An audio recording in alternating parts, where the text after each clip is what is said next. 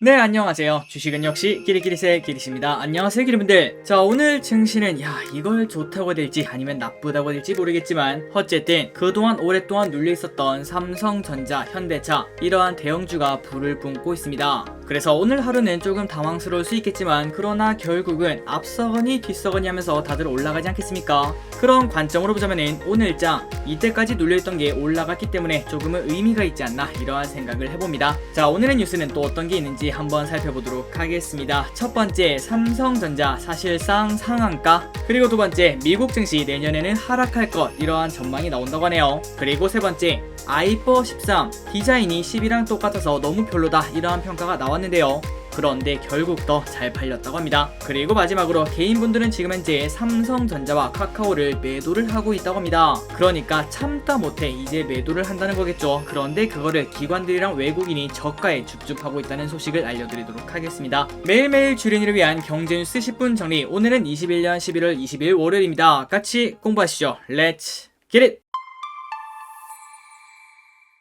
항상 기분들이 쉽고 빠르고 재밌게 공부할 수 있도록 열심히 노력하도록 하겠습니다. 그리고 들어가기 앞서 좋아요 누르시면 저 기리씨 열심히 공부하는데 매우 큰 힘이 됩니다. 정말 감사합니다. 첫 번째 뉴스를 보도록 하겠습니다. 반도체 겨울 출구 보이나 삼성전자 10개월 만에 최대 상승폭을 보이고 있다고 하네요. 미국 반도체 기업의 주가가 급등하면서 삼성전자와 SK하이닉스가 오랜만에 질주를 벌이고 있습니다. 메모리 업황 냉각 우려에 10개월간 주가가 억눌려 있었지만 조정 끝자락에 와있다 이러한 진단에 무게가 실리며 외국인 중심의 매수세가 유입 중이라고 합니다. 그래서 오늘 삼성전자는 5% 넘게 상승을 하고 있으며, 그리고 SK하이닉스도 6.73% 급등, 그리고 장중에는 8% 넘게 급등도 했었죠. 게다가 코스닥에서는 원익 IPS, 유진테크 이러한 기업들도 엄청나게 강세를 보여주고 있다고 합니다. 그렇다면 갑자기 이렇게 반도체가 질주한 이유가 무엇인가? 미국 반도체 업체의 주가 급등이 국내 시장에 온기로 작용을 했다고 합니다. 어제 우리가 매주 기립과 함께 거기서 공부를 했었죠. 지난주 금요일 나스닥에서 메모리 반도체 3위 기업 마이크론이 7.8%나 급등을 하면서 1년 6개월 만에 가장 큰 상승폭을 기록을 했다고 합니다. 이거는 매우 큰 의미가 있다고 볼 수 있겠죠. 그리고 항상 강했던 엔비디아도 4%나 급등했으며, 필라델피아 치즈케이크가 아닌 필라델피아 반도체 지수도 연일 최고가를 경신하고 있다고 합니다. 그래서 이러한 기업들이 왜 오르나 봤더니 메타, 마이크로소프트 등이 메타버스 산업 구축에 필요한 서버 투자를 집행할 것이라는 전망, 그리고 글로벌 부품 공급난 완화 기대감이 반도체 업종의 호재가 되었다고 하네요.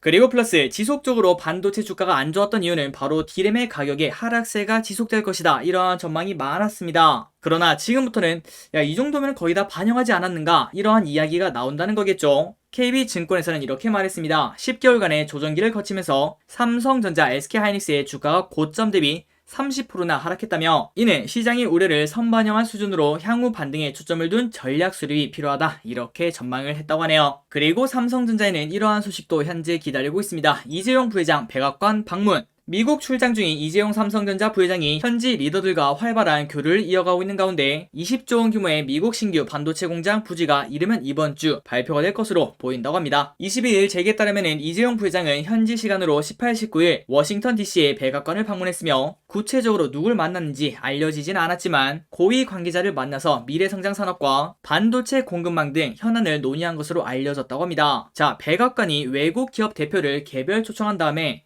핵심 참모들과 면담을 하는 것은 매우 드물다고 볼 수 있겠죠. 그렇기 때문에 반도체 현안에 있어 삼성전자의 글로벌 위상을 보여주는 대목이라고 합니다. 그리고 이러한 만남 이후에 의회 안팎에서는 삼성전자가 빠르면 이번 주 안에는 신규 반도체 공장 부지를 결정해서 발표를 할 것이라는 그러한 관측이 나온다고 하네요. 그리고 재계에서도 마찬가지로 이재용 부회장이 귀국 전후로 최종 부지 발표가 있을 것으로 점치고 있습니다. 그리고 그 시점은 23일에서 24일인데요. 그러니까 당장 내일이랑 내일 모레라고 볼 수 있겠죠. 그래서 삼성전자의 투자 결정은 파운드리 시장 1위 업체인 대만 TSMC와의 격차를 줄이고 미국과의 반도체 동맹을 더욱더 공고히 하기 위한 목적으로 해석이 된다고 합니다. 현재 삼성전자는 전세계 파운드리 시장에서 점유율 2위 17.3%를 차지하고 있지만 TSMC는 압도적이죠. 52.9%입니다. 그렇기 때문에 2위긴 하지만 더블 스코어 넘게 차이가 나고 있는데요. 그러나 재계 관계자는 이번에 이러한 발표를 하게 되면 TSMC와의 주도권 경쟁이 본격화될 것으로 보인다고 합니다. 자, 삼성전자가 갑자기 달려가는 이러한 시점에서 투자 계획에 관련된 소식은 매우 긍정적인 뉴스가 될 수 있겠죠. 한번 관심 있게 봐야 될 것 같습니다. 그리고 삼성전자의 차트를 봤을 때 우리가 가장 걱정했던 거는 높이 시작한 다음에 그 다음에 전강 후약으로 쭉 빠져서 음봉으로 끝나는 게 매우 안 좋다 이렇게 볼 수 있는데요. 하지만 기분들이 확인할 수 있다시피 오늘장 거래량 또 빵 터지고 갭으로 상승했는데도 이러한 양봉을 만들고 있기 때문에 매우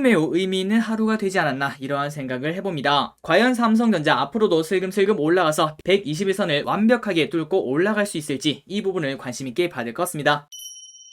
자, 다음 뉴스를 보도록 하겠습니다. 우리금융 세주주 오늘 공개 23년 만에 완전 민영화를 이룬다고 합니다. 우리금융지주 잔여지분 매각 본의 차례 최종 인수자가 오늘 22일 가려지는 가운데 유진그룹 계열 사모펀드 유진PE와 암호화폐 거래소 업비트를 운영하는 두나무가 가장 높은 가격을 써냈기 때문에 신규 주주로 합류할 것으로 전해졌다고 합니다. 특히 유진PE는 우리금융지주의 잔여지분 4%를 인수하면서 사회이사 추천권을 확보하면서 경영에도 참여할 것이라는 전망이 나온다고 합니다. 그래서 이번 지분 매각이 성사가 되면 우리금융은 23년 만에 완전 민영화에 성공을 합니다. 그렇다면 우리은행의 전신이 뭔가 봤더니 옛날에 한빛은행이 있었고요. 그리고 평화은행, 광주은행, 경남은행, 하나로종금 등 이러한 부실 금융사를 구조조정하며 지난 88년부터 2006년까지 총 12조 8천억 원의 공적 자금이 투입된 바 있다고 합니다. 그러나 정부는 최근 들어 우리금융 지분 매각 등을 거쳐 총 11조 천억 원을 회수한 뒤 지난해부터 잔여 지분을 매각할 계획이었지만 코로나로 인한 주가 급락 때문에 지분을 팔지 못했다고 합니다. 그런데 이제 조금 다시 회복을 하니까 잔여 지분 매각 작업이 재개가 되어 주당 13,800원만 돼도 1조 7천억을 추가 회수해 원금을 모두 보존할 수 있다 이렇게 밝혔다고 합니다. 그래서 우리금융이 23년 만에 완전 민영화에 성공을 하는데요. 과연 앞으로의 주가의 흐름은 어떻게 될지 이 부분을 관심 있게 봐야 될 것 같습니다. 다음입니다. MZ세대가 가장 원하는 재테크가 뭘까요? 부동산이랑 주식을 가장 먼저 꼽았다고 합니다. 그리고 예적금은 당연히 꼴찌로 꼽았다고 하네요. 내용을 보도록 하겠습니다. MZ세대는 저 길이 또 MZ세대죠. 가장 선호하는 미래 재테크 방법은 부동산이 1등으로 꼽혔고 기존의 1위였던 예적금은 후순위로 밀려났다고 합니다. 그래서 부동산을 택한 사람이 얼마나 많았나 그걸 봤더니 전체 응답자의 36%가 부동산을 꼽았으며 MZ세대는 부동산보다는 주식이나 가상자산 이런 거를 꼽을 줄 알았는데 조금은 예외로 야 부동산이 그래도 최고지 이러한 결과를 나타냈다고 합니다. 그리고 이 부분도 약간 반전이라고 볼 수 있겠네요. 가상자산에 대해서는 어떻게 생각하느냐 이렇게 물어봤을 때는 실체가 없는 투기수단이다 이러한 응답이 무려 43%나 됐고요. 그리고 실체가 있다는 응답이 46%로 사실상 1대1로 비슷했다고 볼 수 있습니다. 그러니 MZ세대는 가상자산을 조금 긍정적으로 보고 투자를 많이 할 걸로 생각했는데 하지만 이 설문조사를 보자면은 유행에 민감하다는 MZ세대도 반반으로 나뉘었다는 걸 확인할 수 있죠. 그래서 처음에 확인했다시피 MZ세대가 가장 원하는 거는 부동산이라고 했는데요. 그리고 다음으로 주식이 32%, 가상자산이 13%, 마지막으로 예적금이 8%로 가장 낮았습니다. 그렇다면 지금은 어디에 투자하고 있습니까? 이렇게 물어봤더니 완전 반대로 예적금이 37%로 1등이었고요. 그리고 주식이 33%로 2등, 가상자산은 10%밖에 되지 않았습니다. 마지막으로 부동산이 9.8%밖에 되지 않는다고 합니다. 자, 부동산 같은 경우는 당연하겠죠. 우리가 모두 다 부동산을 해야 된다 이러한 생각을 하지만 부동산을 하고 싶다고 할 수는 없겠죠. 그 부동산을 사기 위해서는 피를 깎는 노력이 필요할 것 같습니다. 그래서 결국 부동산, 주식, 가상자산, 예적금 이런 순으로 재테크를 해야 된다 그렇게 생각하고 있지만 결과를 딱 보니까 현실의 벽에 부딪혀 예적금이 가장 많았고요. 그리고 주식, 가상자산, 부동산 순으로 나타났다고 합니다. 다음입니다. 아시아나항공 18년 만에 괌 노선 운항을 재개한다고 하네요. 자, 아시아나항공이 18년 만에 인천 괌 노선 운항을 재개한다고 20일 밝혔습니다. 단계적 일상 회복으로 인해 해외여행 수요가 점차 늘어나고 있는 추세에 맞춰 천혜의 자연 경관을 갖춘 서태평양 마리아나 제도의 중심지인 괌을 추가 운항한다 이렇게 설명을 했다고 합니다. 그래서 해당 노선은 주 2회 운항이 된다고 합니다. 진짜 가고 싶네요. 그리고 플러스 괌을 만약에 간다면은 신종 코로나 바이러스 감염증 백신 접종 완료 영문 증명서를 비롯 코로나19 음성 확인, PCR 또는 항원 검사 이런 것들이 필요하다고 합니다. 그래서 이러한 서류가 있으면 별도 격리와 추가 검사 없이 바로 입국 가능하다고 합니다. 자, 지금 봤을 때는 조금은 회의적이다 이렇게 볼 수 있겠지만 내년 여름에는 해외여행을 갈 수 있는 그러한 시기가 왔으면 좋겠습니다. 다음입니다. 매우 궁금하고 그리고 중요한 뉴스라고 볼 수 있겠죠. 올해 66번이나 최고가를 갈아치운 미국 증시 내년에도 더 오를까? 올 한 해 25% 이상 급등을 하며 최고가 행진을 거듭한 미국 주시장이 내년에는 어떻게 될까요? 아마도 많은 기분들이 정말 궁금해한다고 생각을 해볼 수 있습니다. 그래서 글로벌 금융 전문가들은 신종 코로나 바이러스 감염증 팬데믹이 끝나지 않은 상황에서 장기 랠리가 펼쳐진 만큼 올해와 같은 강세장이 내년에도 나타나기는 조금 어렵다 이렇게 본다고 하네요. 다만 10% 안팎 추가 상승할 여력이 있다는 전망과 지금보다 하락할 것 이러한 분석이 엇갈리고 있다고 합니다. 한번 보도록 할게요. 자, 블룸버그 통신에 따르면 미국 뉴욕 월스트리트 전문가들이 2022년 미국 S&P를 전망을 했을 때 평균치가 4,843이 나왔다고 합니다. 이는 지난주 금요일 S&P랑 비교했을 때는 3% 정도 높은 수준이라고 하네요. 그러니까 여기서부터 상승 여력이 크지 않다는 거겠죠. 그래서 그 이유들이 뭔가 봤더니 글로벌 금융 전문가들은 미국 중앙은행인 페드의 테이퍼링, 금리 인상 등이 예고된 가운데 최근 20개월간 초강세를 지속해왔기 때문에 이제는 숨고르기를 할 것 이러한 전망이 있다고 합니다. 그리고 이게 지극히 당연하다 이렇게 말했다고 하네요. 하지만 그 와중에 이렇게 전망은 좀 다릅니다. 골드만삭스와 BMO 캐피털 마켓츠는 각각 5,100, 5,300으로 상방을 보고 있는 걸 확인할 수 있고요. 그리고 그 반면 모건 스탠리, 뱅크 오브 아메리카는 4,400, 4,600으로 하방에 베팅을 하고 있다고 합니다. 그래서 하방을 보는 이유가 뭔가요? 이렇게 물어봤더니 그 이유는 인플레이션 때문에 연준이 긴축 움직임을 보여주는 상황인데다가 미국 증시 밸류에이션이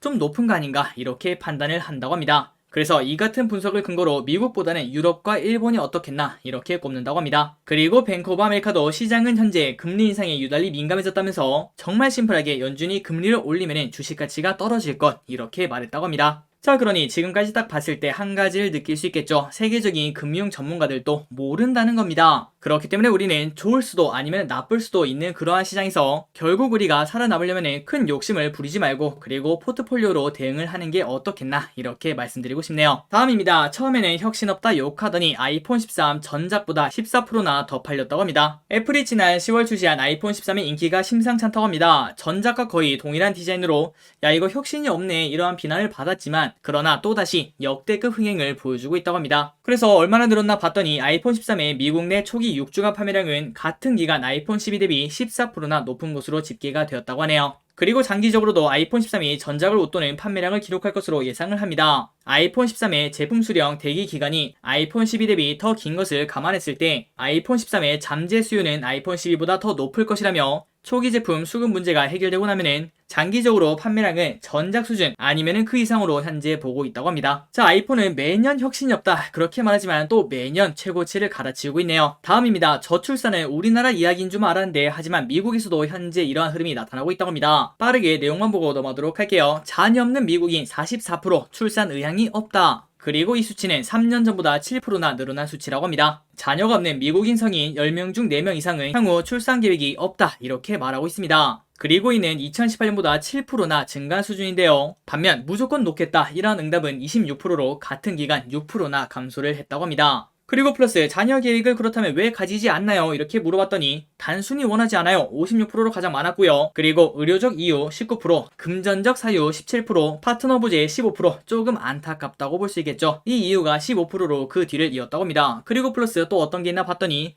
국가 상태가 9%, 그 다음에 기후변화를 꼽은 사람도 5%나 있다고 합니다. 다음 뉴스입니다. 가장 중요한 뉴스 중 하나라고 볼 수 있겠죠. 동학개미 눈물 주워 담는 기관, 외국인. 자, 아래 차트를 보도록 하겠습니다. 11월에 삼성전자와 그 다음에 카카오의 거래 대금을 봤더니 이때까지 순매수를 보이던 개인이 삼성전자도 4,100억 매도, 그리고 카카오도 4,300억이나 매도를 하고 있다고 합니다. 그리고 그 반면 기관 외국인이 이 두 개를 싹쓸이 하고 있다는 소식입니다. 자, 삼성전자의 주주가 무려 500만이라고 합니다. 그러니까 국민주라고 볼 수 있겠죠. 그리고 카카오도 200만이 넘었기 때문에 충분히 국민주라고 불릴 수 있는데요. 그러나 주가는 조금 신통치 않았기 때문에 수백만 개미들이 굳건히 버티다가 결국은 손절을 하고 있다고 합니다. 하지만 증권가에서는 두 기업이 직면한 규제와 업황 악화 등 리스크가 상당 부분 해소가 되었기 때문에 중장기 전망은 밝게 본다고 하네요. 그래서 전문가들의 시각을 조금 더 보자면 두 기업 모두 매력적인 가격대에 이르렀다 이렇게 평가했으며 KB증권은 삼성전자의 밸류에이션은 글로벌 경쟁사 대비 36%나 저평가돼 있다 이렇게 말했습니다. 그리고 메리츠증권에서는 카카오는 골목 상권과 함께 성장하는 모습으로 규제 리스크를 적극 타개해 나갈 것이라며 내년에 외형이 성장하고 영업이익률도 향상될 것이라며 2분기에는 강력한 반등이 기대가 된다고 합니다. 자, 오늘 삼성전자가 좋은 흐름을 나타내고 있는데 과연 카카오도 다시 좋은 흐름을 나타낼지 관심있게 봐야 될 것 같습니다.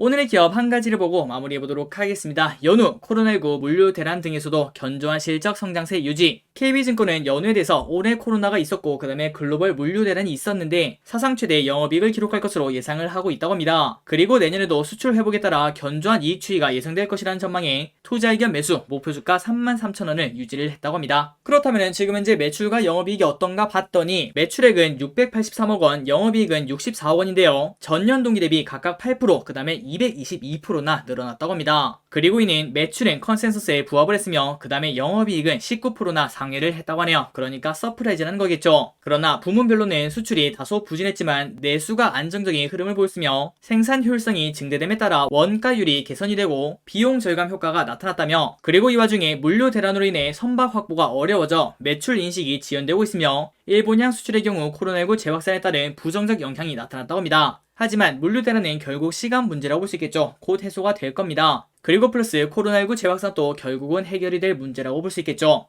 그래서 결국 최근 조정을 받고 있지만 목표가를 그대로 유지를 한다고 합니다. 33,000원을 유지를 한다고 하네요. 자, 연후의 일봉을 보도록 하겠습니다. 차트를 봤더니 떨어지는 칼날의 흐름을 나타내고 있죠. 하지만 방금 전에 봤다시피 이 연후 현재 성장을 하고 있는 기업이라고 볼 수 있습니다. 그렇기 때문에 떨어지면 떨어질수록 가격 매력도가 있다 이렇게 볼 수 있고요. 그리고 목표가까지 무려 50% 정도가 남아있다는 것도 확인할 수 있죠. 그리고 플러스 아직까지 확신할 수 없겠지만 최근 들어서 갑자기 큰 양봉이 나오면서 거래량도 같이 터졌다는 것을 확인할 수 있습니다. 그리고 오늘 장이 좀 안 좋은데요. 그런데 이런 날에도 좋은 흐름을 나타내고 있기 때문에 지금부터 조금 반등을 해주지 않겠나 이러한 생각을 해볼 수 있을 것 같습니다. 하지만 이거는 정말 단편적으로 본 시각이기 때문에 앞으로의 실적이 어떻게 지키는지 그리고 이제는 바닥을 다지고 난 다음에 이제부터는 슬금슬금 올라가는 모든 이평선을 뚫고 올라가는 그러한 흐름을 나타내는지 이러한 부분을 꼼꼼하게 확인을 해봐야 될 것 같습니다. 자, 오늘의 경제뉴스 여기까지 끝났습니다. 오늘 또 이렇게 같이 공부해주셔서 진심으로 감사합니다. 지금까지 기리셨습니다. 빠이요.